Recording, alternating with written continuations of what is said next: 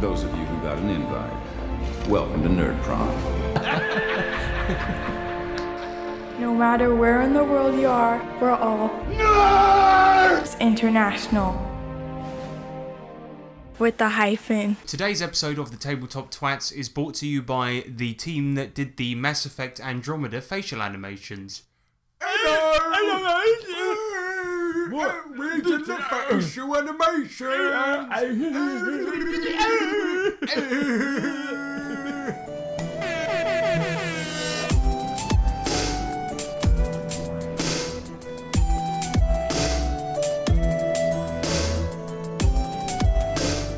Coming at you live from France, circa 1889, it's me, Nick Lamley, Lamb Slice. And me, Harrison Hunt, aka The Artifact. And we are... The Tabletop Twats! So, this is a tabletop RPG podcast all about, what is it, Nick? Tabletop RPG podcast, on which podcast I talked about. Exactly. So, No, we don't talk about podcasts. No, we don't. We talk about RPGs. Podcasts. Podbot, what we do? Beep, boop, boop, boop, boop, boop, boop. We talk about RPGs. That's the one. Thank you, God. Without him, what would we do? I know. Today, yes, we got lots of stuff for you. We've got what you've been slaying. We've got the main subject, which this time is going to be family games. Family-friendly games, yeah. So it's games that you can play with your kids, with your family, stuff that you can play when you've got the in-laws round. You know, stuff that's easy to play with anyone, basically. Have a laugh. Exactly. And then we got Inside the Mind of the Masters. It's a new one where a documentary segment. We've got the Chamber of Challenges. We've got Electro Letters, and then we've got our world famous outro. World-renowned outro. So it's going to be a good show. It's going to be a humdinger. Exactly. So let's get on with it. Let's get on.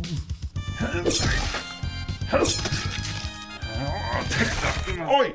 Yeah. What you slaying? This is what you've been slaying, and we've been slaying some stuff, haven't we? Yeah, fresh off of slaying from last night.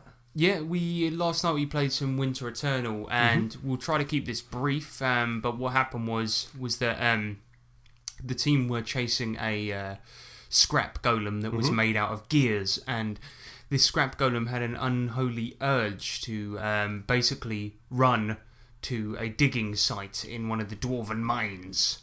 Echo. Exactly. It was going to echo. And so Winter Eternal is a bloody setting for Savage Worlds. And it's where the sun done, gone and goofed up. And basically this golem, it was made of all gears and shit, and the team were chasing it down. And toasters. And all of this kind of stuff. And the team were chasing it down, and it wanted to get back to this mine. And even it didn't know why. But everything that got in its way, it was killing it. And when it got there, it found that it was like a part of this wall, and that somebody had previously gone there and taken all the gears and made it into a construct. Mm-hmm. And then it deconstructed itself and became part of that wall again where all the gears previously were, and found that it was actually part of some sort of... what was it, like a plane shifting device? Super machine, yeah. Supercomputer. Well, not a computer, but yeah. Like well, it kind of was. Supercomputer then. Yeah. It was cool. That allowed people to shift into different planes of reality. Yeah. Like alternate dimensions. It's like that theory, isn't it? That there's infinite amount of Earths that are all slightly different. And we kept switching. Well, no, it was all the same idea. Completely different things, but everything kept repeating, and we was trying to get our hands on the artifact. Yeah, so it would always be the same set of characters, but different versions of them. There would always be the friend that you had with you, Julia, but it would always be a different version of that character. The golem would always be there, but it would be a slightly different version of the golem, and there would always be an artifact that you had to get, which would be a replacement for the computer. And so... from a mine in the Winter Eternal world, you went to a cyberpunk 1920s setting with robots. Dave's Dirty Magazines. Where you were after an artifact that was, in fact, a comic book. Silver Shroud. Yeah, Silver Shroud. Number 1. And it was a rare comic book. And you had a robot called J0071A with you, who was the replacement for Julia. And he's like, give me the comic book! And it was in like a secret hatch underneath him. And we grabbed the Silver Shroud and then that blinked out into another existence. Yeah, as soon as you touched the artifact, you then went to another existence, and you were on a plane, and you were soldiers. Yeah.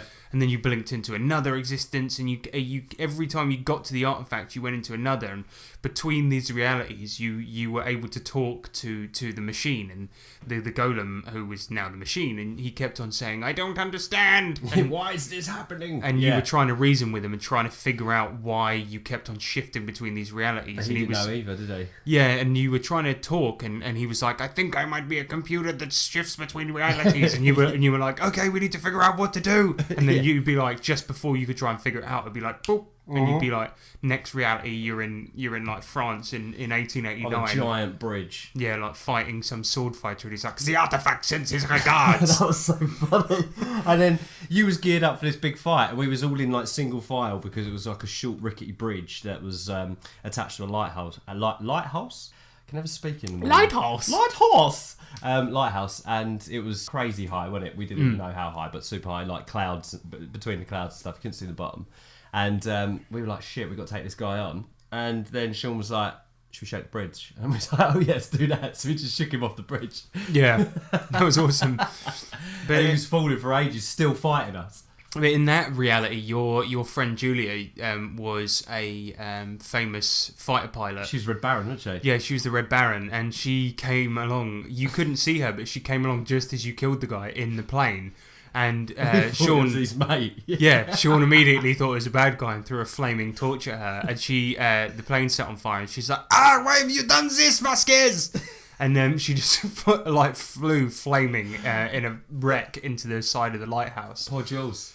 Yeah, and then there was an amazing bit as you got into the lighthouse, which was like this impossibly high lighthouse, because all the realities started to make no sense as they got further and further down the rabbit hole. That's right, yeah. And then James jumped down the lighthouse. It was like this impossibly long stairwell, and he was just falling down. And he was just falling down infinitely as this sort of like battle was happening. And he saw in this reality the artifact was a bad guy. And he was like falling down and down. Poisoned France's water supply. I have poisoned the water supply of the entirety of France. And we was like, why, man? And you were like, because I was bullied. Yeah. Just had a grudge against France for being treated like shit as a kid. Yeah. And James just jumped down the middle bit of this stairwell, which is like a spiral, and he just fell. And then as he fell, he just popped the guy with a gun. As he fell, he was like, pow! And he killed him. He's like, ah! Anyway, yeah, they basically shot the guy, and then touched him because he was the artifact, and then then booped into another reality. And they figured out that what they tried to do in the end, to cut a long story short, is rewound the realities, but because Julia had died, she wasn't able to come back, but they used the energy of her soul to reset all the realities back to where they were before. But this meant that she no longer existed, and not only did she not exist, she never existed. And that's right, yeah. Her soul and she was erased from existence. Yeah, and using that energy, erasing her from existence, allowed them to return to the time that they had come from before. So Sean's character Vasquez took a hit though, didn't he? He lost did. Some soul. Yeah, he lost some of his soul, and some of his willpower was drained. And when they got back, he was like, "I feel a bit dumber. I don't know why." Yeah, that's right. It was a bloody strange one. Let's call it what it is. Yeah, it was weird and wonderful, but it was a laugh. 야, 내 이름은 게리 가각스고 내가 러시안 애들 패고 있지 않을 땐 난 테이블탑 트와스의 방송을 듣지. I played a session of Shadowrun this week as well, which is also bloody weird. Oh, what happened? Yeah, so basically, in our Shadowrun game, the team are not really doing Shadowruns at this point. One of them is trying to run for president, but his approval rating is so low because of an incident that happened to him recently, which I won't get into, but his approval rating is so low, so none of the current parties will take him on as a candidate. So what he's doing is they're starting a new party called the Mutant League Party, and they're trying to get people that haven't voted before on board. So like all the people that have taken too many drugs, too many cybernetics, and like all the scumbags of society, they're trying to get them out and get them voting. Their vote. So yeah, they've created the Mutant League Party, and then they're sitting in their base, right, which is an oil rig just off the coast of East Asia. Yeah. And they're sitting in their base, and their campaign manager comes down, and he's like, okay, look, I think the Mutant League Party, you know, it's a great idea, all of this, but I think that you need to come up with a good campaign strategy, because your opponent, you know, the guy who's running against you in the Republican Party, Hulk Hogan, he's got a bit of a better strategy than you. And he's like, here, let's check it out. And he puts on a video on YouTube, and he's like, this is one of his recent talks on TV. And Hulk Hogan's just holding up this rotating disc with like a pattern on it up to the TV, and it's going, "Wah."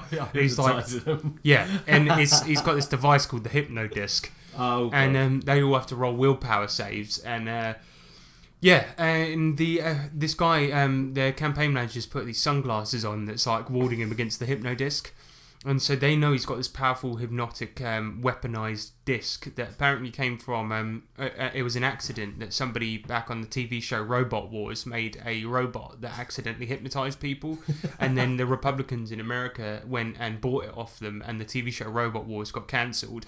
And then they weaponized it and used it to win political campaigns. And so now the Mutant League Party are going to steal it off the Republicans. And so what they did is they knew that Hulk Hogan was having a title fight against Bruce Willis, who in this universe is a wrestler, not an actor. And they went to... Does he look like John McClane from Die Hard? He does. And yes. They went to Las Vegas, to Planet Hollywood, the restaurant, where they knew the title fight was happening that night. No, it was the next night. Anyway, they went there to go to try and steal the Hypno Disc from Hollywood Hulk Hogan, and they're very rich at this point, so they booked a what do you call it? The top room in a hotel, Penthouse, the penthouse suite in the Bellagio, right? Oh, lovely. Where they could see Planet Hollywood. Yeah. And what they did is they bought a bunch of C4, the highest rating you could possibly get. So. To put that in perspective, explosives that are used for demolition, right, to blow up buildings are rating 5, right? And they bought C4 that was rating 25, and they bought 6 of them. Oh, fuck. It's like the power of a fucking atom bomb. Yeah, I mean, this is used to destroy, you know, military-grade vehicles. Yeah. I mean, it's ridiculous. Oh, and they shit. bought 6 of them, and they put them all over the roof and all over in the corners of Planet Hollywood. Then went in to watch the fight to see if there was an opportunity. Long story short, they didn't, and then they just left and blew it the fuck up. Hollywood Hogan just about managed to escape, and they saw him legging it in a Jeep to Area 51 in the Nevada desert. Right. And they followed him in their helicopter and just saw him going. They were following him. And then they got a anonymous communications coming in saying, please leave, you know, all of this kind of bollocks. Yeah. And so they were like, fuck, well, we have to leave. So they left, got far enough away so they weren't being seen. And then Hardpoint, who's a drone rigger, quickly rigged a bunch of C4 to his drone and then just flew it into Area 51. He got it high enough so that he would be able to not be seen, and then blew up the spaceship that he saw when he was flying in on his helicopter, because he thought, well, Hulk Hogan's going to try and escape on that. Fuck him. And he just blew up the spaceship. But then they just flew back to China, to their base. So I was like, well, now Hulk Hogan knows he's being followed, and now he's going to go into hiding, and they've gone back to China, so they've given him time to escape. Yeah. So they fucked it. He's gone now. They fucked the mission. Oh, man. It was a really cool mission. I mean, they blew up Planet Hollywood and were chasing Hulk Hogan down through the desert, but like... towards Area 51, as you know. But yeah, it was a well good session, really, really good, but I can't help but feel they fucked the mission, and... so what are they going to do now? Well, I don't know. They've got to keep pushing. They've got to keep stay on the campaign trail for Mutant League. I don't know. Maybe listeners could send in suggestions, because that's what I was saying. They could stay on the campaign trail for Mutant League, but they don't really have a Hypno Disc, and Hulk Hogan does. That's true. They don't have the budget that he does. Not only that, I was saying they could hire hackers to to try and hack the best security on the planet, but they don't. Although they're rich, they don't have that kind of money. Yeah, they're not super rich. So I don't really know. I think really the campaign's fucked. Their campaign for world dominance is fucked at least. So listeners, is that the end of the road for the Savage? The Savage Shadowbun crew. The Shadowbun crew, yeah. I mean, let me know. I mean, if you can think of a way to carry on this world dominance, let me know, because I think Hulk Hogan would have gone into hiding at that point. And he's got a hypno disc, so he's infinitely powerful. I think he's won. He's got to take over the world. What was going to happen? Was going to happen is that I thought they were going to follow him, because I didn't think they were going to give him a chance to get away, because otherwise he would have gone into hiding. Yeah. And he was going to get in the rocket ship and go to the moon. And I thought they were going to try and get in and follow him, and they were going to try and fight him on the moon. That's what I thought was going to happen. Yeah. And I thought that was going to be the epic finale to this Shadowrun campaign. But unfortunately, they were like, we don't really stand a chance against Area 51. So they just listened to the radio. All right then, sorry. They did, unfortunately. They were like, you know what, these guys mean business. We better get back to the base. Well, I can understand what they're thinking, though, because they're going to think that if they don't, then there's all these kind of jet fighters are going to start coming out, and they're not going to have a chance against like a load of aircraft. It's the one time they've ever done that, though. Okay. That's not them. Yeah, it's weird. Yeah. Usually they're the sort of blow up Planet Hollywood and kill Kane and the Undertaker types. But anyway, that was Shadowbun. But you bought a new product. We got new products. Yeah, we got new products. So I picked up another Mutant one. It's a standalone book, or it can play with the Mutant Year Zero book. So that's really nice. In short, and it's called Mutant Animal People Knifing Each Other Up. No, that's just the cover. No, it's called Gen Lab Alpha, and essentially you play a part human, part animal. And yeah, do you know what I used to make a joke all the time at work, that whenever somebody was talking about RPGs, that I always wanted to be half shark. And there was a guy, I mentioned this before, there was a guy that did an RPG of a book that he wrote, and it was a really, really serious book. It was really badly written, and I kept on saying that I wanted to be half shark all the time. Yeah. To wind him up, because he was like, "Can you take this more seriously, please? It's my book." And so in this game, to be half shark. Could you be half shark? No. Oh, bugger! Sorry, mate. But you can be half lizard, though. Yeah, you can. Amphibious lizard. You could be lizard. You could be snakes. You can be bears, raccoons, squirrels, rats, moose. Moosies. I'd love to be a moose. They're actually quite elusive, and they're no, that's a donkey. Yeah, they're quite secretive and that. And the cats are at war with the rats, and it's cool. There's all politics sounds very good within it. But once I've read more, we'll do a thing on it. Mutant Year Zero Gen Lab Alpha. Have a look at that. Check it out. So it looks awesome. I've been having a conversation with JC Locke, Mr. Jolly GM. Yeah, he recommended some mech games to me. He recommended Mechton Zeta. Yeah. And Bubblegum Crisis. So I've bought Bubblegum Crisis off Facebook. I haven't got that yet. And I picked up GURPS Mecha, which wasn't one he recommended to me, but I looked into it and it looks bloody wicked. So I bought that. This has really, really robust rules for creating mechs, and you can create them in all sizes. Because I know that Mechton Zeta had it was a good mecha RPG, actually probably the best one you can get, but unfortunately was quite expensive to get here. And for creating gigantic mechs and for creating small road-sized mechs, you had to buy 2 different books. And this GURPS Mecha book that has the rules for both in one. So you've got road-sized, giant-size, and gargantuan size. Yeah, all in one. So, nice. It looks really, really good. And if you're familiar with the GURPS rules, which we are and we really like, this looks like a wicked book. Looks like it was made with a lot of love for the source material as well. It's got like Ghost in the Shell type stuff in there and Gundam type stuff in there too. So that is GURPS Mecha. And surprisingly affordable as well. I picked this up for... Good condition. For... £2, bruv. It had a little imperfection on the front. You can see where somebody's torn off a price label. It's hard to find because I drew over it. But the guy sent me some dice to make up for it. But it was only £2 and then £4 for postage, so it's £6 total. And some dice. Yeah, but the actual inside is really nice. Yeah, and I'm pretty happy with it. So I like the art. Yeah, the artwork's quite good, isn't it? For a Western drawn anime style. Yeah, it's very cool. Yeah, so we're going to be playing that soon, and Bubblegum Crisis. Bubblegum Crisis. Should be playing that soon too. So that is GURPS Mecca. Have a look at that. If any of you listening are into GURPS, have a look at it because it's quite affordable. You'll see some idiots selling it on eBay for like £40.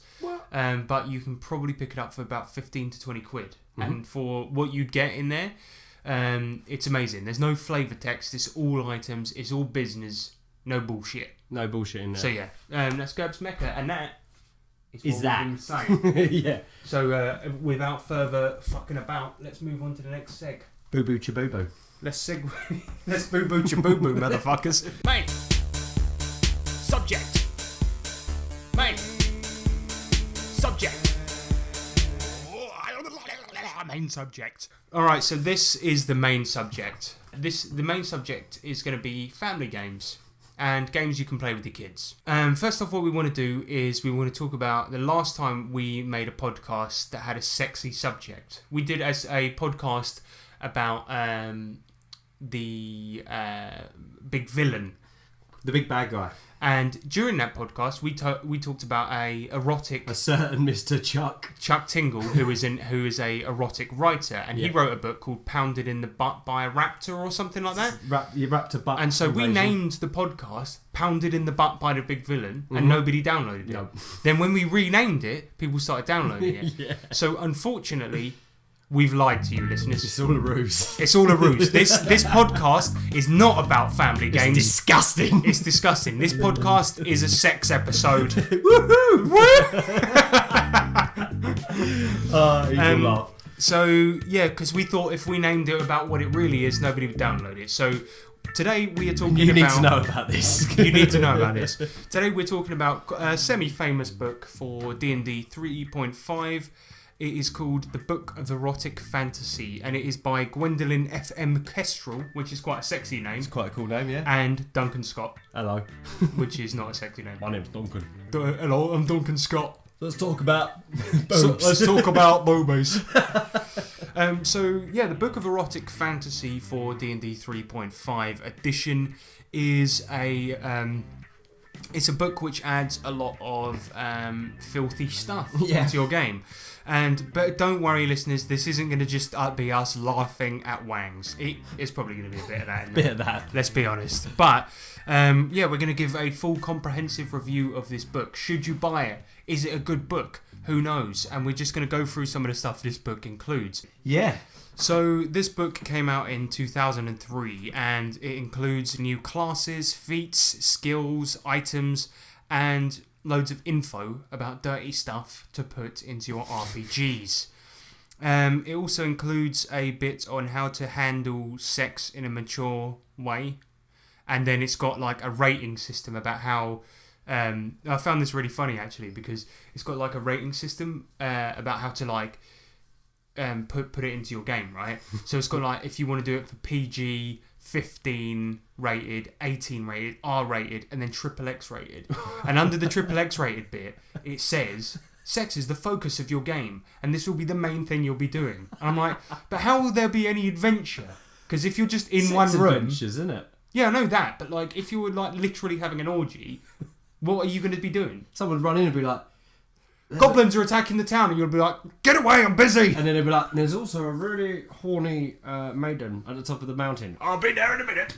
You'd be like, well, I've got to, I'm honestly, I've really got to finish this. And he'd be like, but straight after.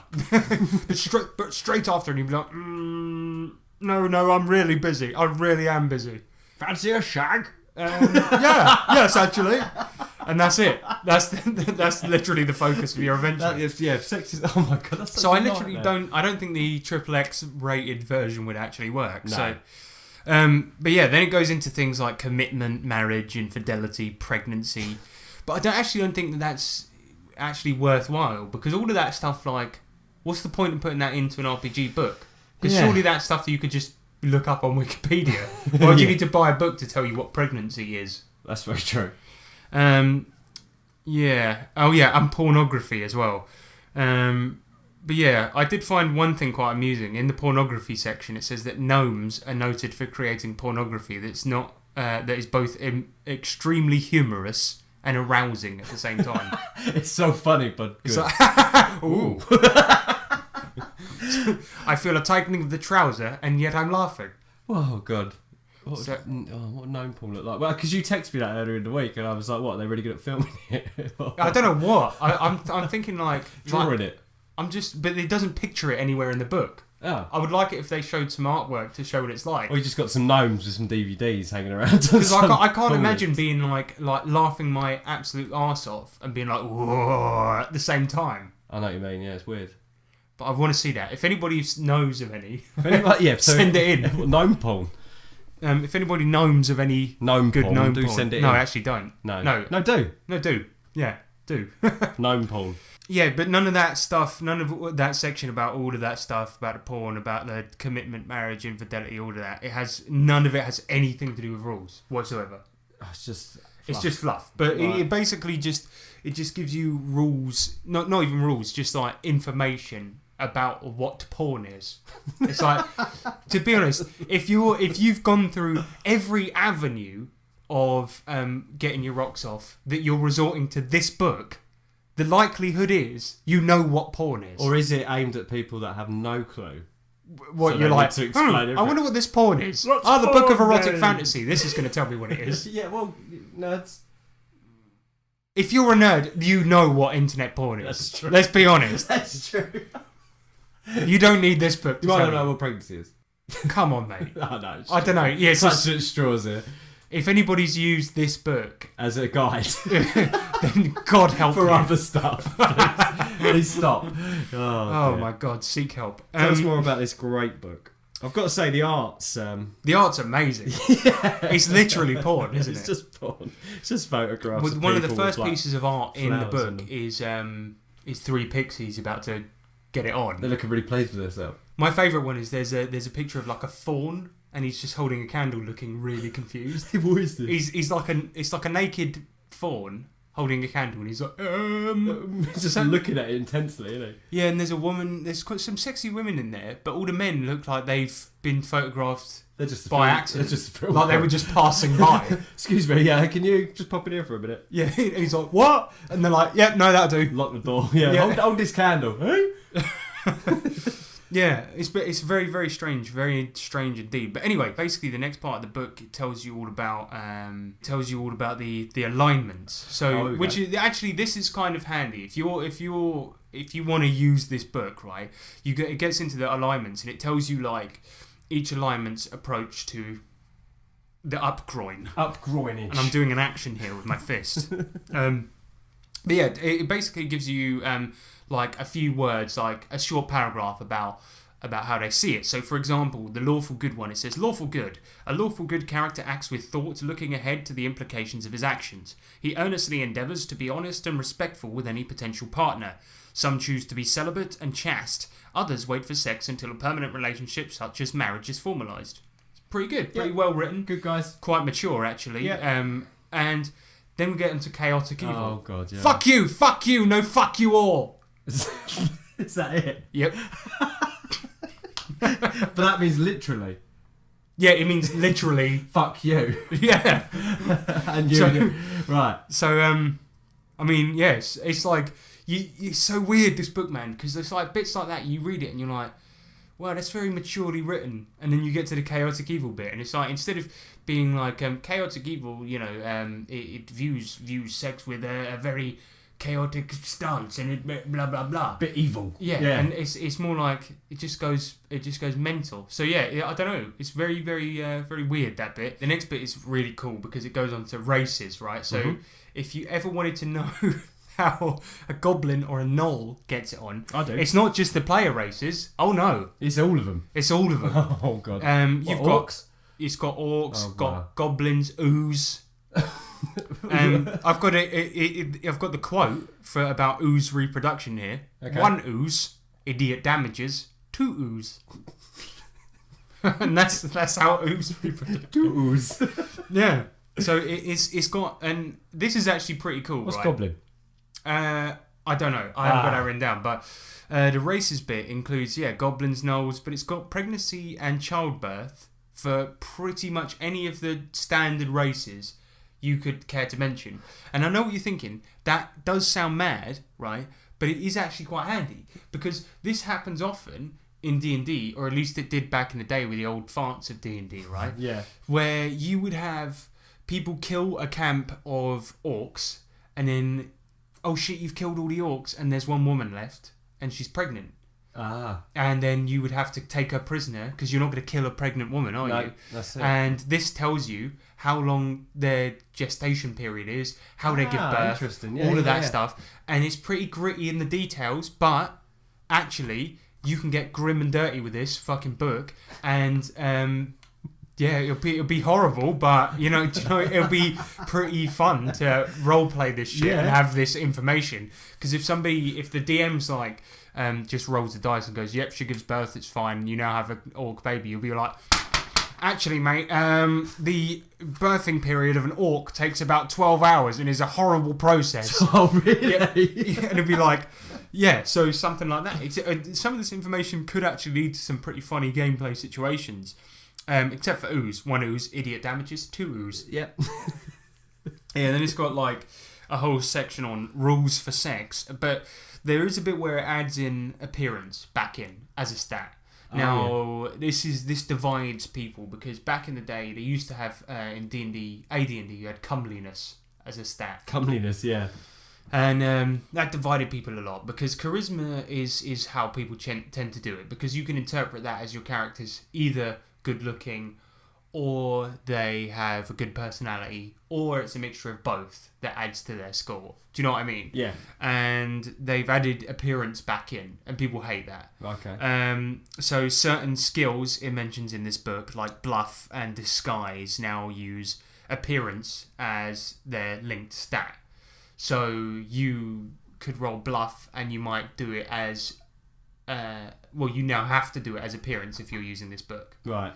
Which kind of sucks. Yeah. You know? Yeah, I don't like that. It's a bit shit, isn't it? Yeah, I don't think so that's it's like if you're ugly, your bluff doesn't work. That's but you bullshit. might be really charismatic.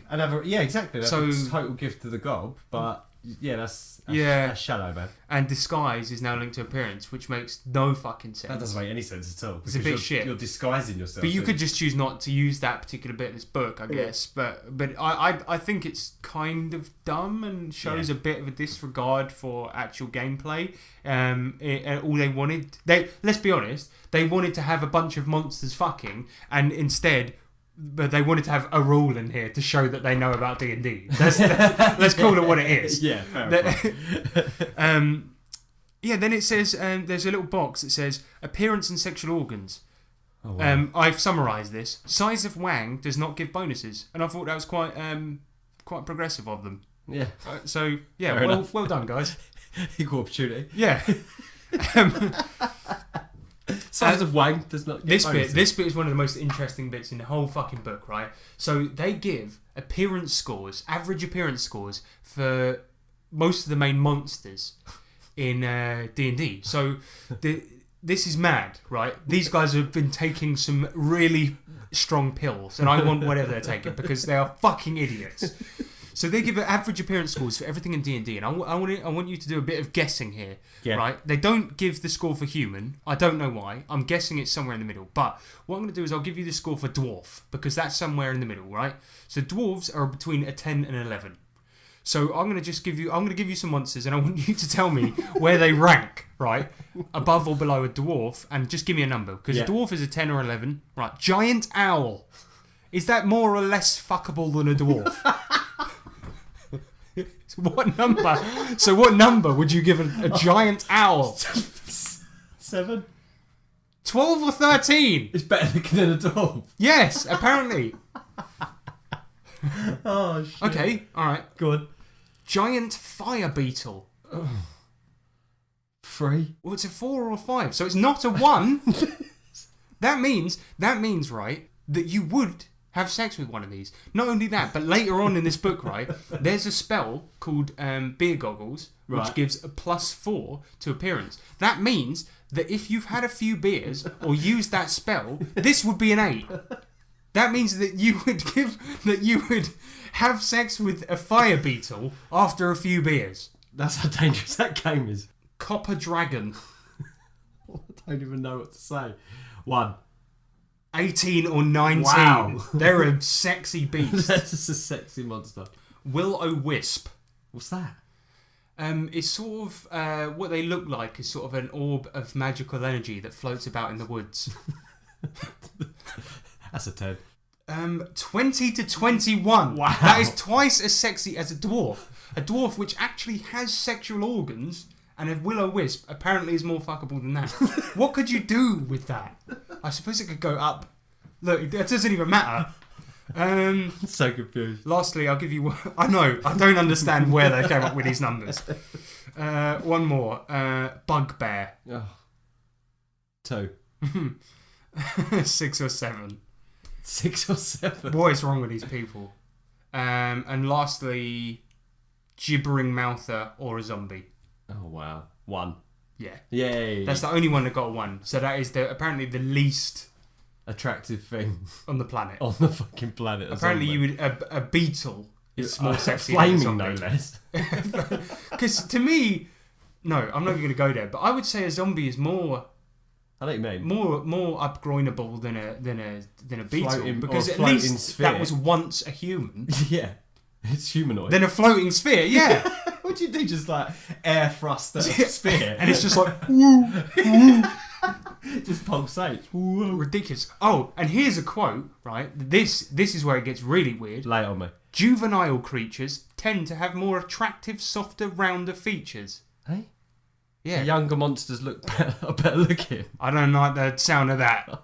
Come on, Gwendolyn. What are you up to, Gwen? Come on. Wow. Yeah. So appraise can now be used to look at someone and assess how good at upgrowing they are. That makes sense. Yeah. So you can look at somebody. a person. Yep. And then it tells you, this is on the skills section, by the way. It tells you how to craft bondage gear. Although you could have just done that anyway. You could have just picked that as a skill. Sorry. There's a new skill, perform sexual techniques, and there's a table. I've got it here. So a difficulty 10 is a routine performance. If engaging in sex for money, you can earn 1d10 copper pieces per day. A 30, an extraordinary performance. If engaging in sex for money in a prosperous city, you can earn 3d6 gold pieces per day, which is fucking rubbish. 3d6. So that's a maximum of 18 gold pieces per day. For being pretty much the best in the world at your craft, you might as well do any other profession. And yeah, fucking hell. So this book, you bought this book, you might as well do any other profession in the universe. Don't be a prostitute. Yeah, so if you want to be a min-maxer or power gamer, don't go for this. There's an STD table. Oh, This is wow. quite amusing. So some of the diseases on here, they're new diseases, by the way. They're not real-world ones. Hairy brute. Hairy brute. Ghoul fever. Engorgement.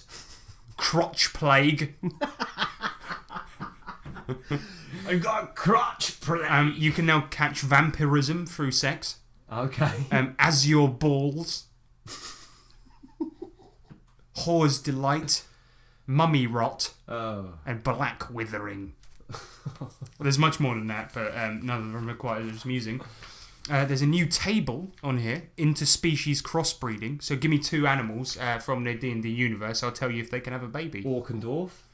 Let me see here. Orc and dwarf. Yes. So they can have a baby. No. Who would have known? So let's go for kobold and gnoll. No. Don't work. So yeah, it's a big table. And Big it old just, table. yeah, it Okay. just tells you if they can pretty interesting. crossbreed. So let's go for sprite and ogre. That would be pretty horrible, wouldn't it? Yeah. Okay, it says M. Maybe. Try it out. Well, that was boring. Okay. Yeah, then it's got some feats. The feats are, believe it or not, really boring. It's just like, you get a 30% chance to be good at boning. They're really shit. Oh. But then we've got the new classes. Now, the new classes are really, really crap. The first one is the Imagist, which is like all about appearance. They're basically like limited as fuck. They only have about 5 new spells, all of which are rubbish. And it's like you do your hair in a really cool way, and everyone's like, That's fucking. they've got the new one called the Kundala, which are like sex monks. It doesn't once explain how boning is linked to their spells once at all. It just says something like these guys are monks that like to bone down all the time, and they are good at kung fu and spells. But basically, they're monks that also like to bone, but they're monks that can do spells. So it's basically like multi-classing, but you can do it at level 1. So they're quite a good class to play. Yeah. But it does say at level 1, it says they have a sexual code of conduct feat, but the code of conduct you could just pick to not have any. So you could get away with it that way and not do the sex thing and just have a spell slinging monk. So they're actually pretty good class if you think about it. They've got the Tantrist. They're able to transfer sexual energy into magic energy. They have to scar runes into their bodies to learn spells. And they have to have sex for an hour to regain their spells, which I think would be really funny, right? Because in the morning, when the wizard's trying to concentrate and writing his to write all his spells in his spell book, he's like ooh in the other room, and the wizard's like, "Can you shut up, please?" His quill's slipping on his parchment. Bloody noise! Every morning I have to go outside because they're making a racket in there. And he's like, they're making their spells. And there's me writing this fucking piece of paper. Back in my day, we used to just write them down. You bloody idiots! I want sex. One day I'll have a sex and it'll be great. Yeah, then it's got prestige classes, right? And it's got about like 6,000 of them, so I didn't bother writing them down. It's got so many prestige classes, it's unbelievable. And they're so shit. They're basically, there's not a single redeeming decent prestige class in this entire book. And the names are so unimaginative, they're ridiculous. These are all names that are actually from the book. I've only written down 3 because they're shit. Sacred Prostitute, Fey Enticer, and Harem. Is it Harem or Harem? Harem? Is that what, a group of sexy women? Yeah, I think it's harem. I'm not sure 100%. Anyway, it's harem protector, right? But I've written down here that could literally be any class.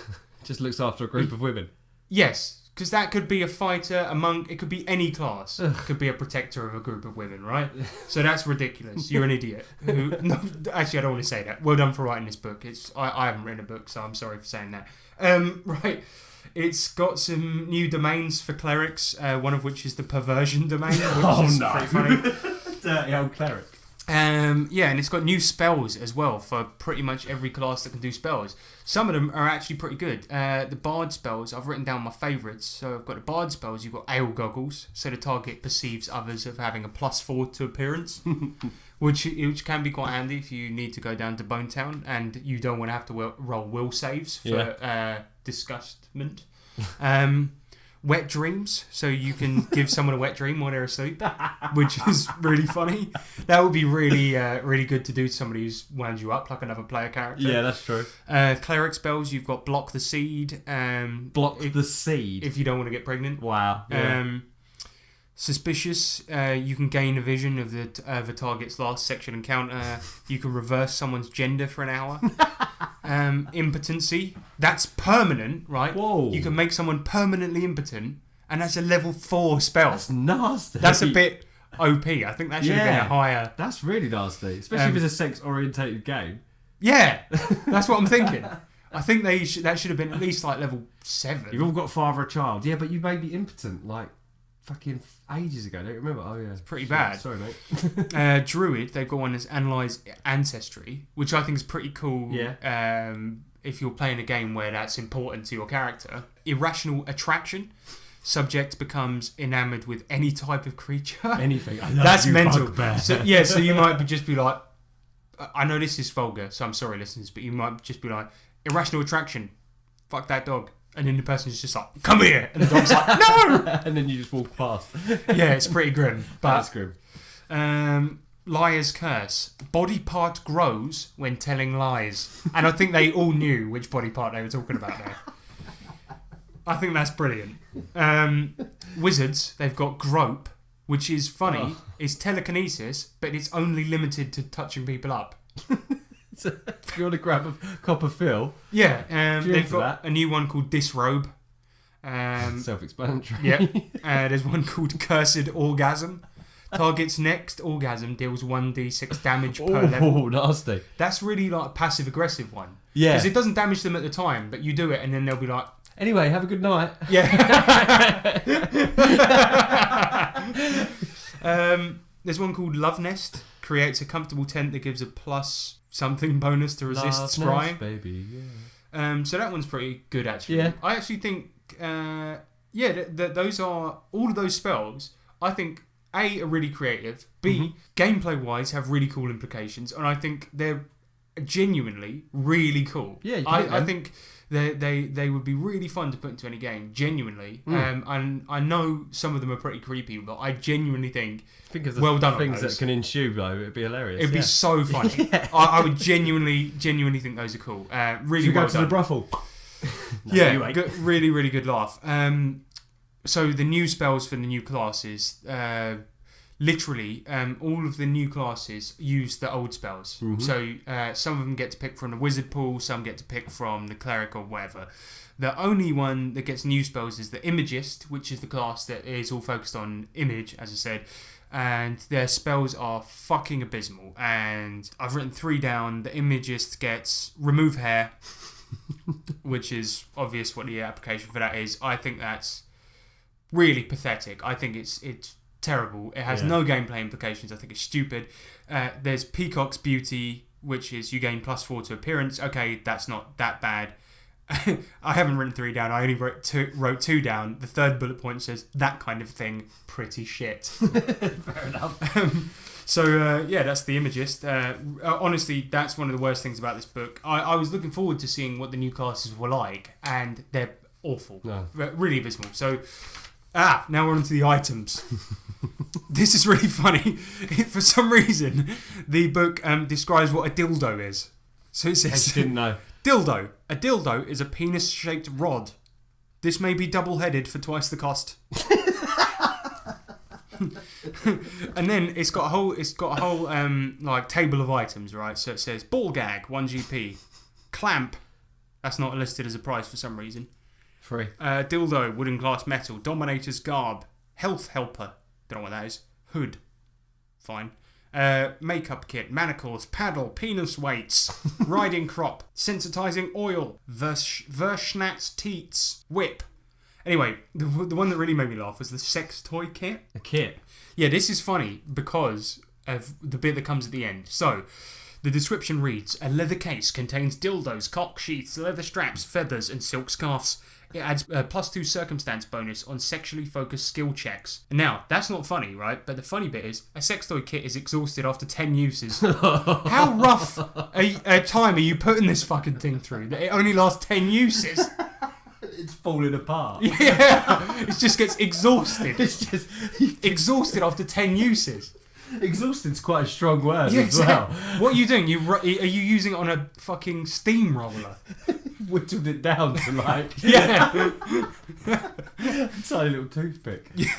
Go to pick up the case and maybe that's what it is. You're using it to break out of jail like Andy Dufresne. Yeah, exactly. It's just dildos.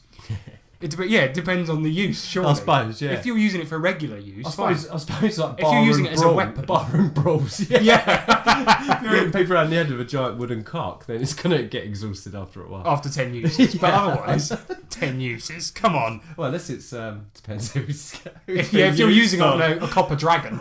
Yeah, exactly. And a fiery vagina. Okay, so then it's got a massive section on magic items, which I was really disappointed in. I'm not even going to talk about it because they're actually so much more boring than you think. Really? In a game where you've got the fucking disrobe spell, you'd think that the magic items would be really good, but it's like really shit. It's like literally the most uninspired thing ever. You'd think they'd be really creative and like come up with these really cool things, but it's like a dildo that gives you a +1 to dildoing. Yeah, they're pretty rubbish. There's a really, really shit comic at the end, and that's about it. So that's the book. So there's some moments of brilliance. And then moments but on of... the whole, no. if you stripped out everything that didn't need to be in this book, it would be about 50 pages long, and then those 50 pages would be just inserted into your normal game. If you're the kind of guy that likes to have a laugh, either a laugh with your mates, or you're the kind of weirdo that likes to have a perverted time with other weirdos, then fine, do that. There's nothing wrong with that. And the fact of the matter is that it's good for either of those things. Yeah. I think if you're a bunch of blokes sitting around a table and you want to use those sex magic spells for a laugh to wind up your mates, I think that would be hilarious. Because if you use the wet dream spell to wind your friends up, that would be so funny. And not only that, but the artwork in the book is hilarious as well. Yeah, it's like real photographs of just people with it's actual porn. outfits on. Yeah, exactly. I don't know. The lady hugging the dragon's my favourite. That was weird. Yeah. Because it's literally a gigantic plastic dragon Head, and then she's just being kind held of, by a naked woman. Yeah. Yeah. So that is the Book of Erotic Fantasy. It was published by Valor Project. Valor Project. There you Okay. go. But yeah, I don't know. Overall, it was a really interesting read. I think it's one of those things that was like, it's so weird that it fucking exists. Mm-hmm. And honestly, the reason that I wanted to make this podcast about it was because it is mental, and because I don't think most people would sit down and read it. But for us to read it on your behalf and then just tell you about it, Now you know. now you know, now you know about it. There it is. Yeah, and I think for what it is, it's a good laugh. And for fuck's sake, go. Now what? Who's this? Come in. Yarr. Oh shit! Oh no! I mean, Hey, hi. buddy. Hi. It's me, Bartario, the PDF pilot. Come on, mate. Look, we don't need your kind. Look, shut up. I've got to tell people about the Book of Erotic Fantasy. One of your favourites, is it, Partario? We spend a lot of time at sea, very lonely. A lot of porn in this book. I can smell the winkles on you. Nick, come on, man. What's that supposed to mean? What's that supposed to mean? You smell like the sea. I thought you were saying something about... Never mind. Anyway, in this book, it's got pictures of women and dragons, and I'm into that kind of thing. But that's not the point. What I was going to say is, you can find this book for free quite easily online. So, if you're into this kind of thing, and you want to roleplay somebody fucking a fairy, then you could get this easily online. Have you done that? Me and my friends, we printed it off. We got like 50 copies on our boat now. You put Partario, you're not supposed to pirate stuff. What's wrong with you? Bad. You are. Where? It doesn't matter. Fine. Whatever. Look, Well, we don't agree with that. we don't agree with it, but can you just get going? I've got a lot of wanking to do anyway. Oh, come on. Overshare, Partario. That's disgusting. Shut the door on the way up, mate. Bye-bye. I'm off for a fap. See ya. Disgusting. Oh, God. See ya. See you later, mate. Well, that's That him. guy. Disgusts me every time. Smells Look. more like rum this time than last time. Don't pirate. Never pirate things. Do not listen to Partario. He's a bad person. Pick up a copy legally if you can, and if you want to see about getting a copy legally, I don't think it's actually in print anymore, but see if you can send Gwendolyn, FM, Kestrel, and Duncan Scott an email and ask them if there's any places where you can still buy a copy. Yeah. Alright, that is it for the main subject. Podbot. Give me a number crunch on that book. Beep, boop, boop, boop, boop, boop. Sexy. Inside the mind Of Master. This segment is our documentary segment, where we get unadulterated access. Get behind the scenes. To the big publishing companies, and this week we got access to go in and get some behind the scenes footage of a meeting at Pinnacle. Yep. And this is an up-to-date one this week. We actually got a meeting that happened last week at Pinnacle, and this is amazing. Really. It's one of their meetings that happened recently, and they are talking about some new games that they're publishing. Mm-hmm. So, without further ado, let's get on with it. Okay, guys, welcome to the meeting. Yeehaw. Yeehaw. Yeehaw.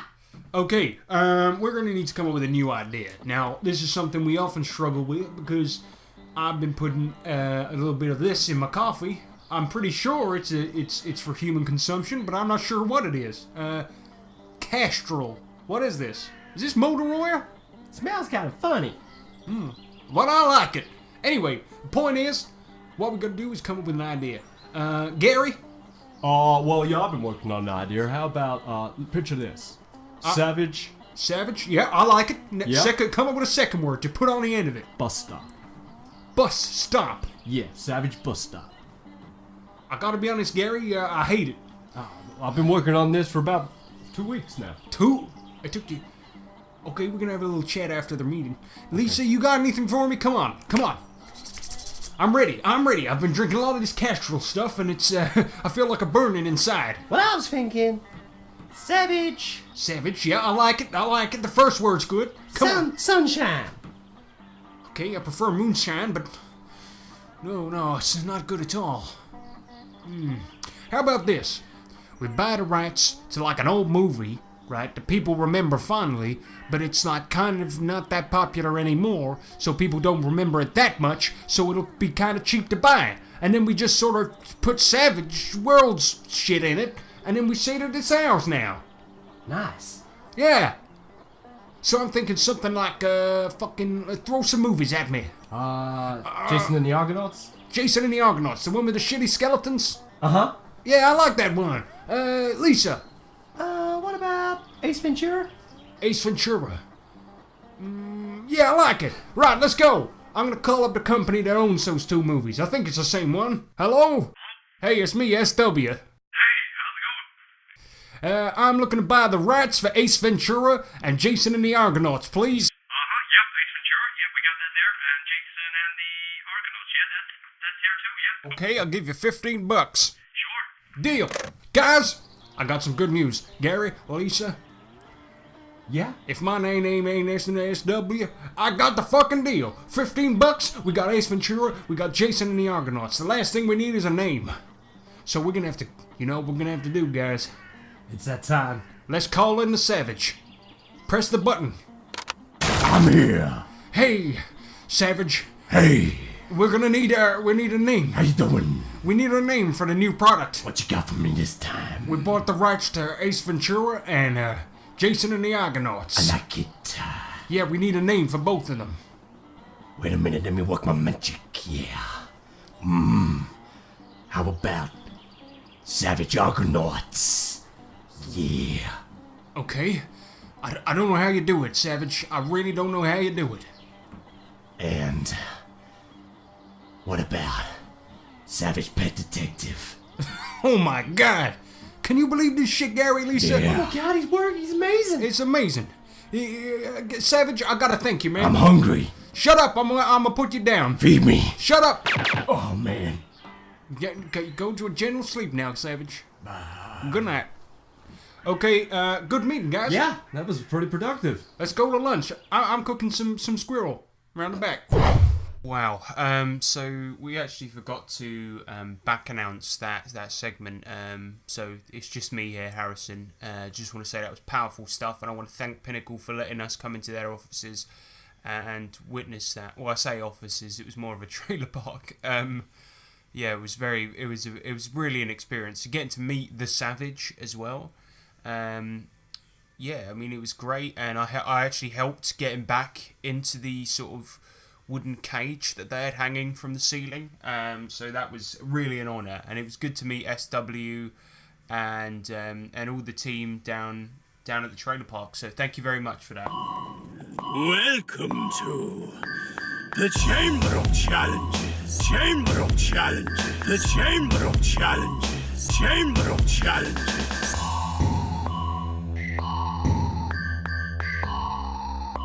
The Chamber of Challenges.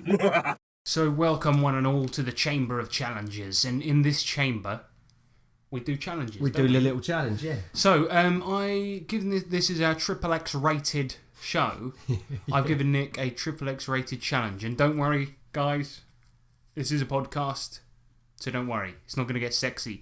So what I asked Nick to do, seeing as we reviewed a famous porn game, I asked him to find a not so famous porn game.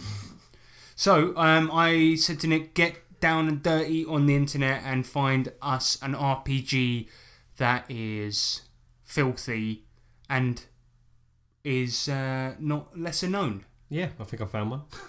Go, Nick. Oh god, this is called Zetai Rido. That means absolute slavery. Right. So it's a good start. It's Japanese, of course. Not a great deal's known about it because it hasn't really been translated, which is quite funny. But it seems like you play demons, and you're all in hell, and basically you just have to have sex with everything. I'll reel off some of the supplements that comes with it: eternal pleasurance, promiscuous sexaplin, the black goat's horny banquet. That sounds awesome. And Book of Sexual Creatures. There was another one in there that we saw earlier. Yeah, don't forget lewd children. Lewd children. So come on. The system's unknown because it's written entirely in Japanese, so no one's been able to translate. No one's translated. Well, no, you say no one's been able. There are people that are able. Yeah. Nobody's willing. No one wants to do it. I think gathering from what I've read, looks like it's maybe a D&D based dice rolling system. There's hit points and magic and stuff like that. We were having a chat about this earlier, and there was something you mentioned. Everything has a penis. It says. Yes. Everything. So you sit on a chair. Fuck no, sorry, that is awful. You sit on a chair. It has a penis. There's an obvious use to that. The setting is pretty unknown, but presumably it's some sort of fantasy or demon world. What has been collectively gathered is demons in hell have an insane sex drive and nothing better to do than bone, basically. So I think that's the premise of the game. And just describe the cover art. Just what I want you to do is just zoom right in and words can't really describe this. It's horrendous, if I'm honest with you. It is fucking awful, isn't it? Yeah, there's describe it. I want you to try. This is part of the challenge. Try to describe it without once using a rude word or using a word for meaning a sexual organ. Camel and toe. Right. Jesus. Handcuffs. Whips. A lead. Yeah. A gigantic column. Tentacle. Yep. Ivy. Yep. Mound. What's the mound? Is it the hairy mound? Devil. And there's a frightened child looking at two demons who are engaged in an act of unspeakable horror. Yeah, that's exactly it. Yeah, I'm not going into any more detail than that. There's a snake there, which is being used as a bikini bottom. And I'm willing to bet that snake is not consenting to that act. No, you'd be surprised. At the end of his tail. Snakes are dirty individuals. Well, look at where the end of his tail is. Oh yeah. No, he knows what he's doing. You filthy snake. You dirty snake. Yeah, snakes are bad people. Anyway, so that's Zetai Rido. So with what are the playable races in there, Nick? Because I remember you got some quite interesting races in there. Yeah, I'll let you know. Right, so we've got an Asura. Asura, that's like a devil. You got a devil, no? So that maybe it's slightly different to devil. You got a Seraph. That's like an angel. A Cenobite. That is like a I don't know what that is. Lamia. That is like a lamb. It's probably not. I don't know what that is either. Undead Spawn. That is like a undead spawn. Succubus and Incubus. Yeah, we know what those are. Incubus is a really shit rock band. And Succubus. I like Incubus. Okay, sorry. Yeah, you would. You hipster. Yeah. You could be a vampire. You could be a dark elf. You could be an ogre. You can be a Cylia. I think that's right. A dark knight. Ooh, beast. Where's the penis? I can't hear you through your armour. Pulls his penis-shaped. He's like, you got a dark knight, a beast, a black goat, or a bullrog. My fight money. So there you go.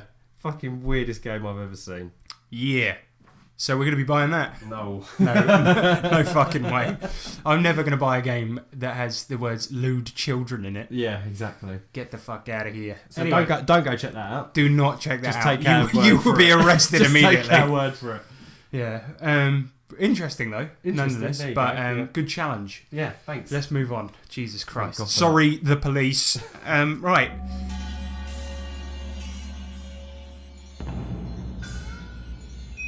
Song fight! So, this section is going to be song fight, and on this section we are going to do song fight. Basically, Nick forgot about this, so me and James have made songs. And the challenge is, James is a friend of the show, and the challenge was this week to make songs about RPGs, and we had to make them using household objects. Now, James has done a song called High Roller, and he's done that using objects from around his kitchen.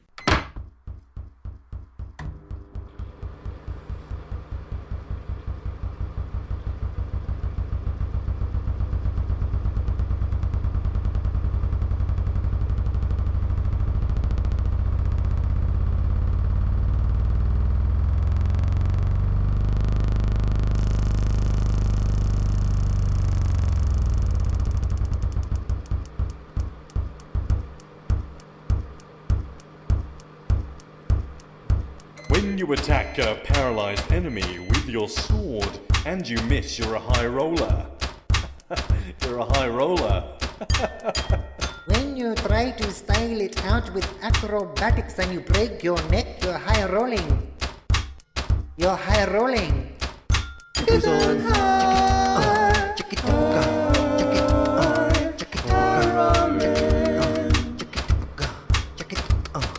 Because I'm high.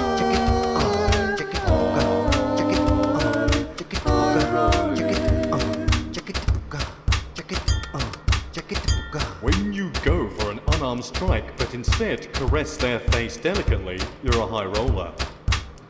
You're a high roller. When you attempt to sleight of hand their pockets but pull their trousers down instead, you are a high roller. Well done, sir, well done. Because I'm high.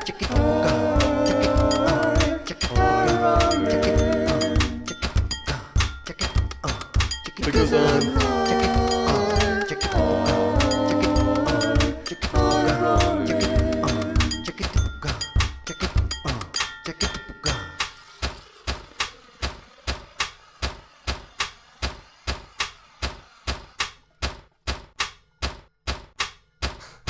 That was good. That's brilliant.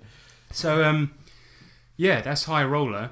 And the unfortunate thing is that not only did you forget that we were supposed to be doing song fight, I forgot that we were supposed to be doing it using household items. So this is the most shambolic song fight ever, because I've done a song called Rules Lawyer, and I forgot to do it using household items. So I will play you my song now.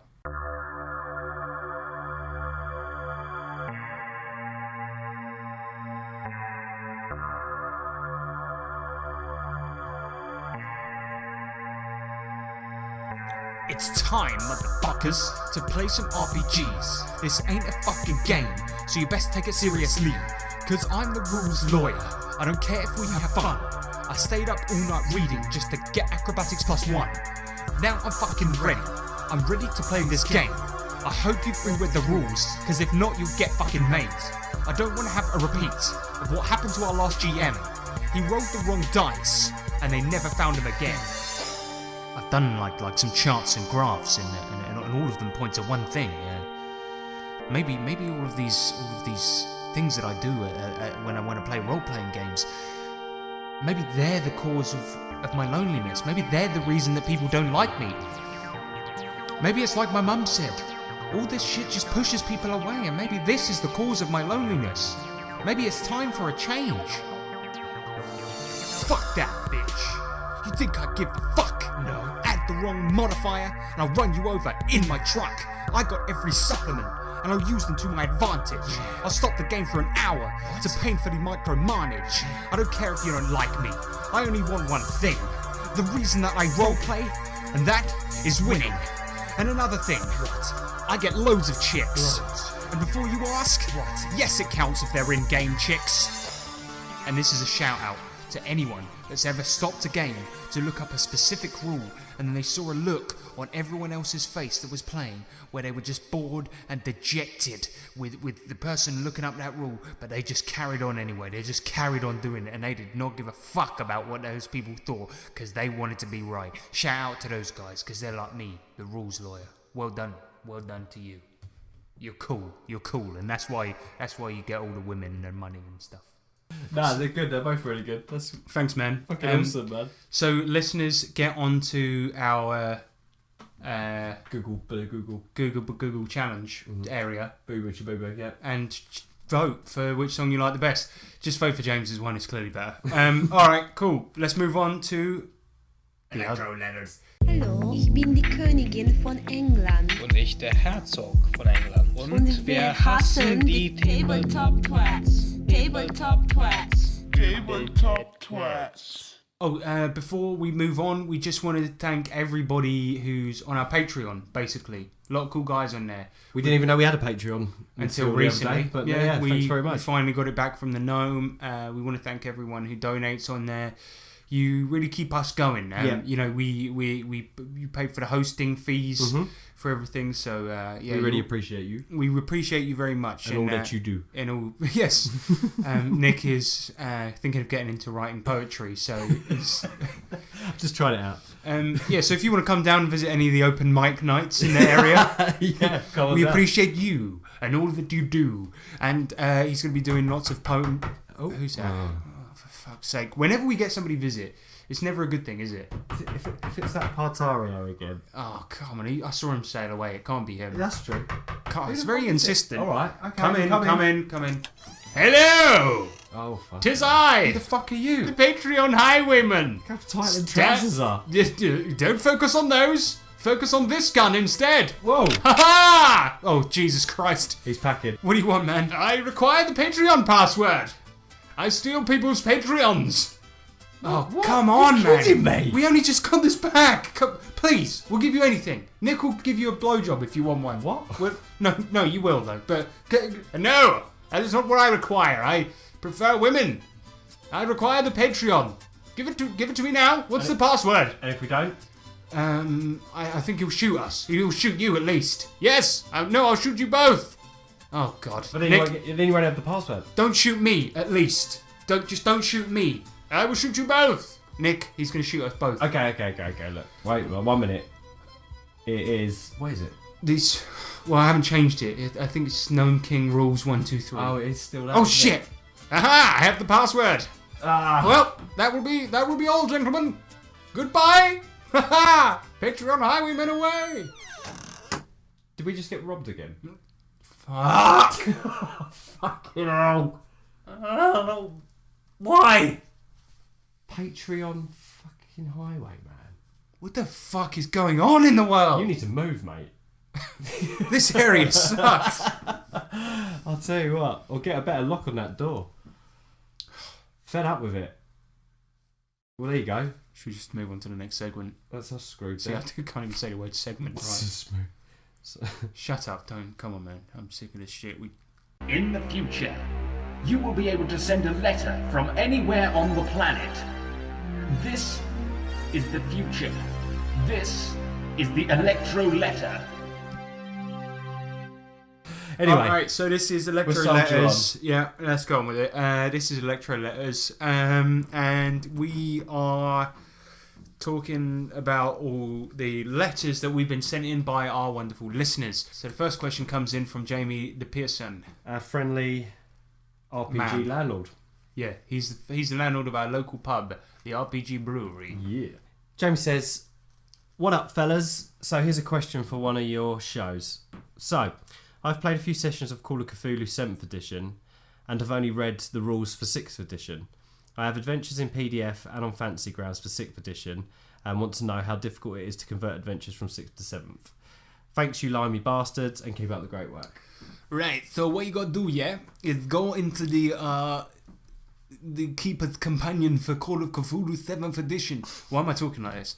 Go to the Keeper's Companion for Call of Cthulhu 7th edition, and there is a thing to convert monsters in there, right? And the only thing that you need to do is change their attributes. That is pretty much it. Other than that, the way that you roll skills is still the same. So other than that, all you need to do is change that. So to convert them is really fucking easy. Very easy. That's They the beauty made of it. sure Yeah. that was the case. Uh-huh. So actually, you'll still be fine buying Old Adventures. In fact, I bought Yog Sothoth for 6th edition for my brother for his birthday, even though he now plays 7th edition pretty much exclusively. That's the beauty of Call of Cthulhu, though. There's so much material out there, and it doesn't take much work to be able to play old stuff. Exactly. So on the new system. There's even, I think there's a little bit where you can, it gives you the calculation of how to quickly convert one of the attributes over to the new one. So you could even just have a 6th edition book in front of you and use that and just quickly calculate it in your head. Yeah. It's really, really simple. Exactly. I can't remember how you do it, but you just quickly multiply it in your head and then roll that. Beautiful. Yeah. So our next question is coming from Matty Stark. He asks, have you ever kicked anyone out of your game? What were the circumstances? And how did you kick them out? Fuck off, mate. Get out of my flat. No, I don't think we've ever kicked anyone out of a game before, have we? No. It's never been necessary. Oh, my cat. We've had to kick my cat out quite a lot. Yeah, we've kicked the cat out. She likes to sit on the table when we're right on the map.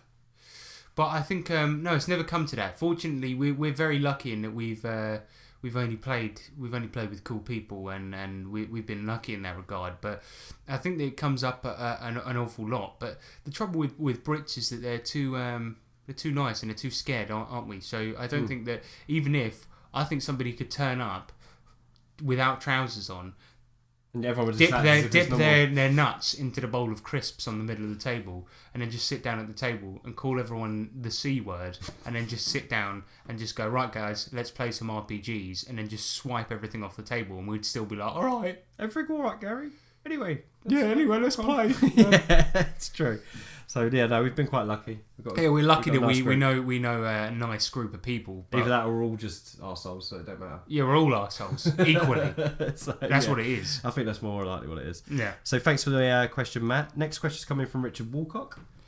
Richie boy. Are you kidding me? The legendary award-winning writer. Yeah. Yeah, he is actually award-winning because we're giving him the award right now of having the best damn Goblin game going. The best damn Goblin game going, 2017. Yeah, that award is yours. That's your award, Richard. You've won it. The official TTT award for best damn Goblin game. That's you. That's you, mate. We'll get it engraved. Put that on your website. Yep. No, you don't get actually a physical award. Oh.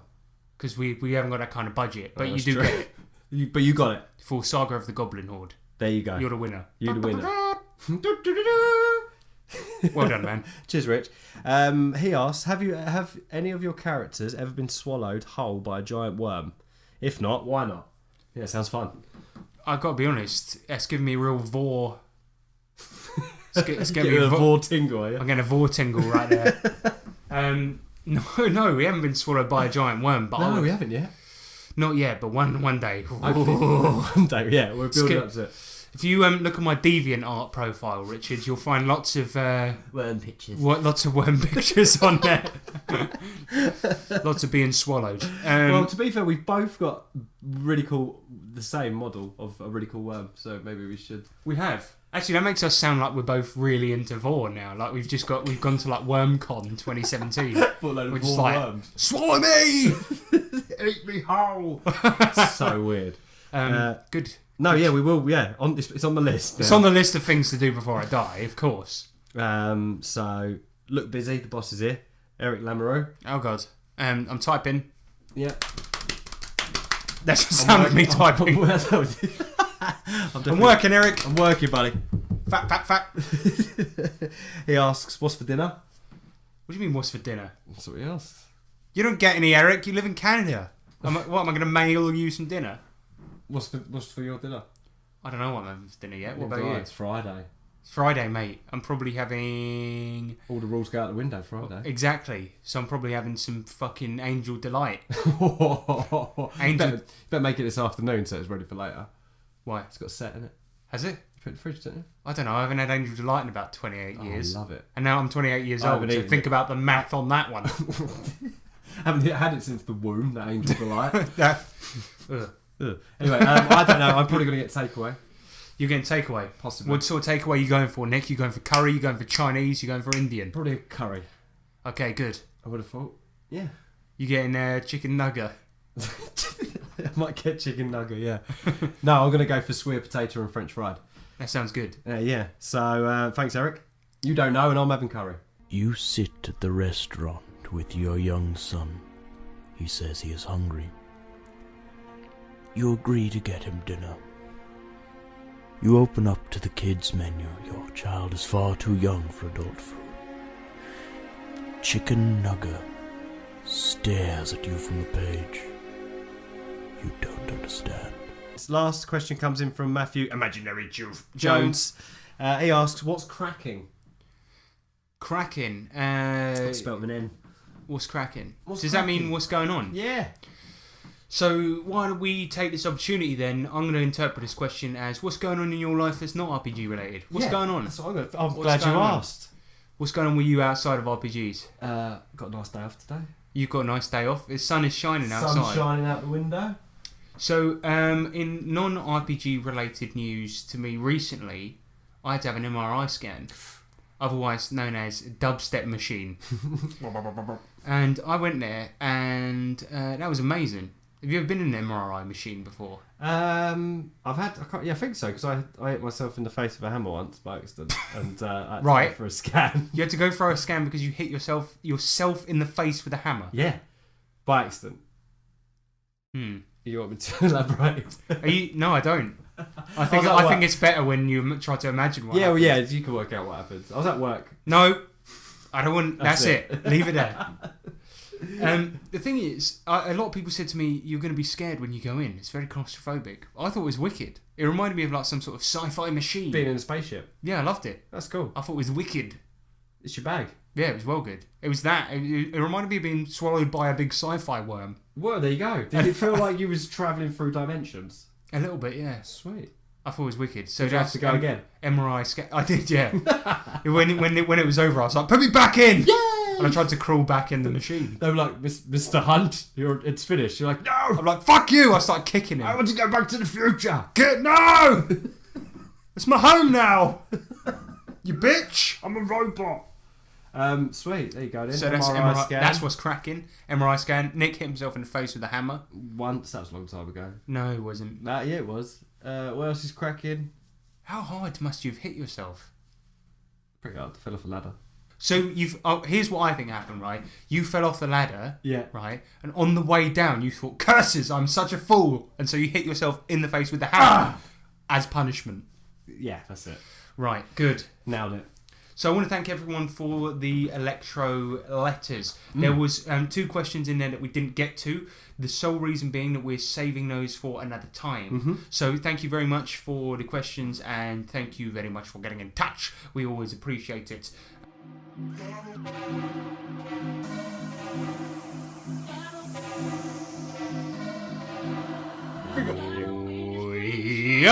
It's the shout out. Okay, so this is the shout out section, right? And we want to shout out, right? Right. Shut up. Right. Yeah. Yeah. Right. Yeah. Yeah. Okay. Listen. We listen, right? Because we're a couple of geezers, right? We want to shout out our good friend.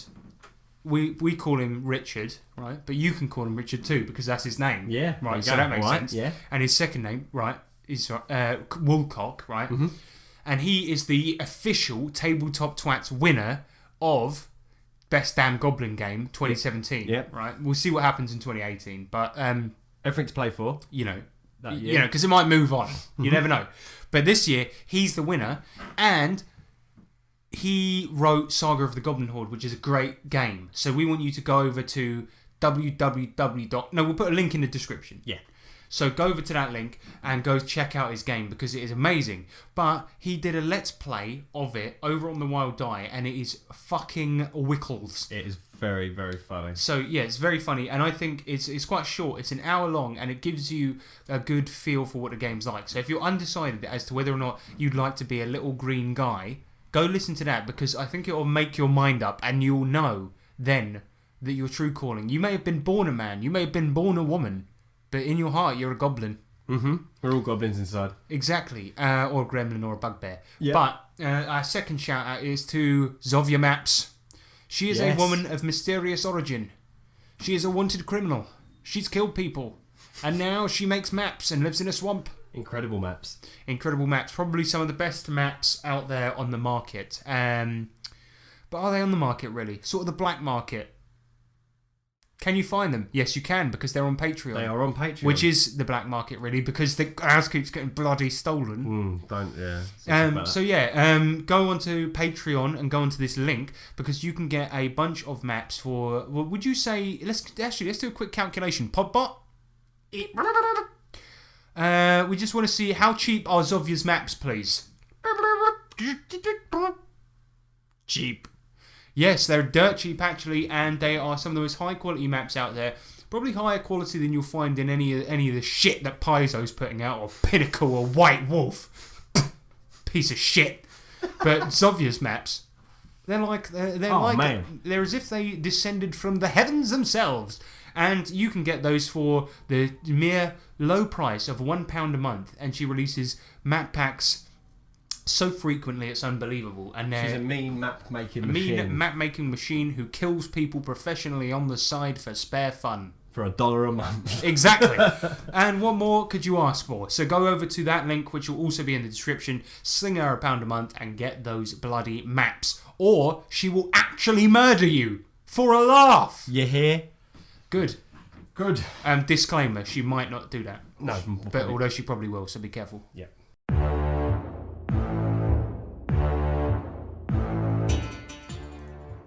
Hey, Dabrowski. Hey, what's up, man? I brought this woman in on charge of a 1749. She's been making maps without a license. Get off me, you scumbag! I haven't done nothing wrong. I only want to make maps for D&D. Shut up, bitch. You know what you've done. Anyway, I've handcuffed her, so I don't think she'll be getting away anytime soon. Oh fuck, okay, she's getting away.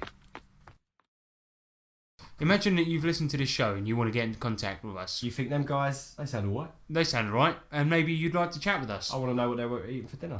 Well, you can get in contact with us because we've got all sorts of contact info. First of all, starting with a email address, which is tabletoptwats@gmail.com. Podbot, what's Twitter? Tabletoptwats at twitter.what? Error. Needs more. Reboot. Oh, jeez. Needs more coal. Let me unplug Needs that. more coal. I'm going to unplug that. I'm going to put more coal in it. I'll forget it. Right, so you can get in touch with us on Twitter, which is at TabletopTwats. You could also get in touch with us on Google+, which is... it's good. You just go to Google+. Just go to Google+, you put our name in, we will pop up. But You normally can go we're to hanging about the Nerds International. Facebook.com/tabletopt, or you can go to Tumblr, we don't know how it works. Or you can give us a call. Just if you've got my phone number, just call that. So we always like to give you a thought to ponder on until the next podcast comes out. Something to some sort of mind food. Just to something sprinkle, that you can process and digest. Yeah, just a dusting over the brain to think about, and that'll basically keep you busy until the next podcast, and this will be no exception. So this week's thought is, hey, who that man? And so that leaves one thing to be said, and that particular thing is a word that when uttered, it basically will connect us all and will connect our brains like a link cable for the Game Boy Advance. Like a circuit board.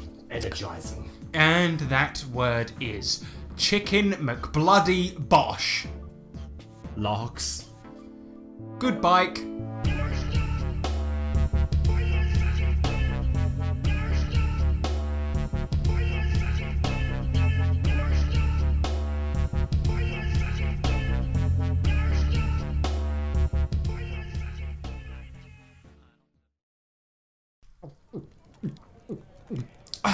Told ya.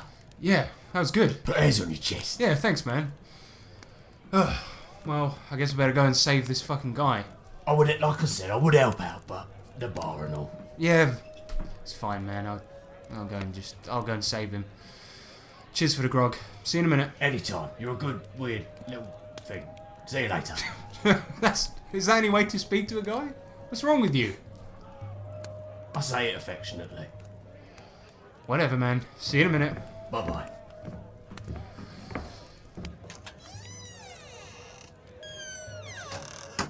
take that. Oh, and one of these. Oh, ow. And this, you little bitch.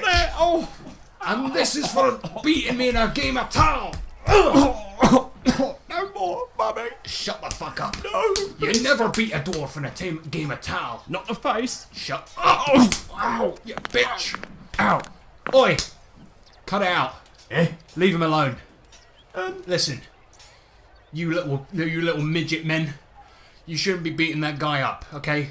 He's I was going to say he's half your size, but he's twice your size because you little midgets are tiny little midgets. Oh, mate. Sorry, it's just that it is so easy to pick on your size because you're little bitch boys. Alright? So why don't you pick on somebody twice, like maybe 3 times your size, because you really are dwarves. I don't mean to interrupt. Yeah, I'm trying to save you. No, I appreciate that. I just wanted to draw your attention to the fact that you're actually a human and these are 2 dwarfs. So yes, exactly. So I could easily beat them in a fight. Well, no. Actually, me and my brother here, we could easily take you in a fight. No, I don't think so. I mean, you guys are like little midget dwarf guys. So leave that kid alone, or I'm going to beat the fuck out of you. Well, we're gonna beat the fuck out of you, mate. Aye. And you better back off, or you're gonna lose your face. Alright, let's go. Let's go, you motherfuckers. Come on, bring it on. Again, you know, I really appreciate the what you're doing for me, but it's quite important that you appreciate the danger you've actually put yourself into now. Okay, what do you mean? You're gonna die. How? These guys are dwarves. Exactly. What do you mean? They're tough as old boots. You're fucked. He's right, you know. Aye. Well, fuck-a-doodle-doo. Let's go. Kick him in the face. Right, you little bitch. One of those. And this is for calling me short. Aye, even though I sort of am. You little bitch, boy. See you later, you little bitch. Stupid bitch. Oh, man. You weren't wrong about those guys being tough. Well, I did warn you. Yeah, but like... I thought because they were so small and that. But they are dwarfs. That was the key thing I was trying to convey to you. Dwarfs. Yeah, I know, but like I thought because they were so short. You're not from round here, clearly, are you? No, I mean, no, I'm not. I'm pretty far away, but I thought like because of their height that I would be able to like kick the fuck out of them. It's almost like kicking a rock. Yeah, I get it now. Okay. You don't have to explain it to me now. I just got the shit beaten out of me. Come on. Now you're kicking me while I'm down. No, I'm not at all. No, don't. No, come on now. Don't be like that. I am actually in your debt. Right. Well, I was taking quite a bad beating, as you could see, and you came round and took the beating for me, and they hadn't actually gone to work on my nuts. And well, they were gonna go straight for the nuts. They were threatening to, but then you turned up and took the beating for me. Now I have a life debt to you. You see. Well, it seems. So now I save your nuts, and now you have to work for me until that nut debt is paid off. Well, see, Brown, it's never paid off. Never. No. And you that works. Saved my life. Well, until you die. And it works that way for everyone in this world. Yes, it's common law. That's pretty dumb. Well, when you say it out loud, I suppose it is. Well, but cool, man. Because actually, I need a favor from you. Oh God, sorry. I'm just getting up is pretty hard. I need 2 favors actually. First of all, I need you to buy me a grog. That can be arranged. Well, I don't have any money. They took all my money. The dwarves. Ah. Okay, well I got a bit. So okay, first of all, I'm gonna buy you a grog. Let's go to the bar.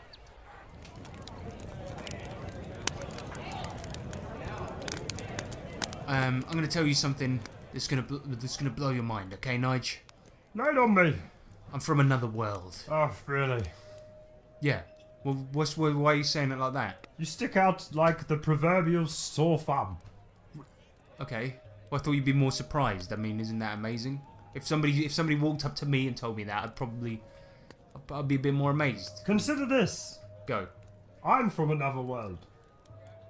No, you're not. To You look like everyone. Oh yeah, good point. I didn't think of that. Look, anyway, it's not the point. I need to go back to my own world, okay? Indeed you do, otherwise you may die. And also, I don't want to be life dead in for too long. I've got some towels to play. Yeah, you got some stuff to do, okay? I understand. So my point is, I need to get back to my own world, okay? Agreed. And I've heard that you can do some magic. So I need you to open up a portal and get me back. You know, I'll go after I finish my drink. That's fine, but I need you to get me back to my own world. So if you could just, open up a portal, get me back to my own world, that'd be great. Just open up a portal. Yes, please. Just like that. Yeah, that'd be great. Cheers. Just here's the thing. Go. I don't do portals. I'm a peace lock. What do you mean a peace lock? Like I say, I'm a peace lock. I make peaceful things. I can grow a shrubbery. I can, make people enjoy ice cream. I can make people want to hug a tree. Nice things. But like what's portals? No. That kind of dark magic. Only kind of people that would be capable of that would be the necromancers. Well, where can we find the necromancers? In the north, of course. Well, where are we now? In the south. Is anything in this world easy? Is anything? I mean, that's a pretty deep question, and so don't bother even answering it, really. I mean... The grog! Okay, yeah. Let's just drink the grog. I hate my life. You'll be fine. No, won't. Probably not.